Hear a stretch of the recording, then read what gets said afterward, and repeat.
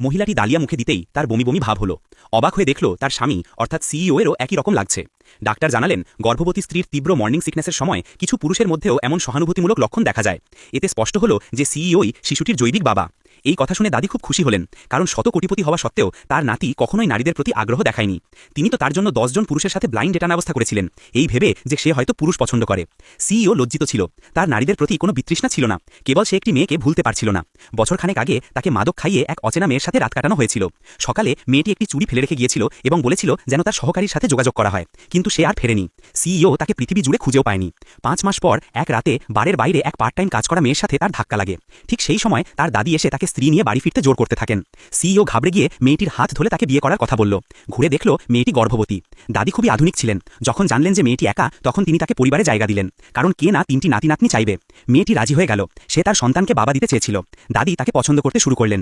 বাড়ি আসার পর মেয়েটি $300 মিলিয়ন পারিবারিক চুড়ি উপহার পেল।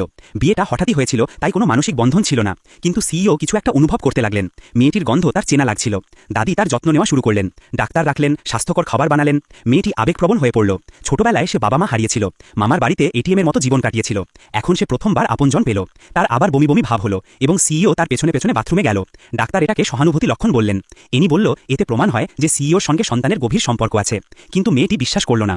তার মনে হলো এটা হয়তো একঘেয়েমির ফল। সে নিজেকে ব্যস্ত রাখার জন্য কাজ চাইল। সিইও তাকে নিজের কোম্পানিতে কাজ দিলেন, তবে শর্ত দিলেন তার পরিচয় গোপন থাকবে এবং সে কোনো বিশেষ সুবিধা চাইবে না। সহকারী তাকে সিইওর পাশেই বসার ব্যবস্থা করে দিল। এতে চালাক মেয়েটি কোনার সিট পেল। সে খুব রেগে গেল। সিইওর কাছে আসার তার পরিকল্পনা ভেঙে গেল। লাঞ্চের সময় সে প্রতিশোধ নিল। সবার সামনে মেয়েটির খাবারে নোংরা জল ঢেলে দিল এবং বিয়ের আগে গর্ভবতী হওয়ার জন্য তাকে কটাক্ষ করল। বলল যে সে কোম্পানিতে থাকার যোগ্য নয়। সে মেয়েটির কাছে ক্ষতিপূরণ চাইল। মেয়েটি তো বেতনও পায়নি, এখন তাকে টাকাও দিতে হবে। সে চুপচাপ চলে যেতে চাইল, কিন্তু মহিলাটি তার পথ আটকে দিল। ঠিক সেই সময় সিইও তার দাদিকে নিয়ে সেখানে পৌঁছালেন। দাদির কোম্পানির খাবার পছন্দ ছিল না, তাই তিনি নিজের হাতে খাবার নিয়ে এসেছিলেন। মহিলাটি দেখল মেয়েটি টাকা দিচ্ছে না, তাই তার ব্যাগ তল্লাশি করালো। এক পুরুষ সহকর্মী তার ব্যাগ থেকে চুড়িটি বের করল, যেটা সিইও সেই রাতে মেয়েটিকে দিয়েছিল। মহিলাটি তার উপর চুরির অভিযোগ আনল এবং পুলিশ ডাকতে বলল।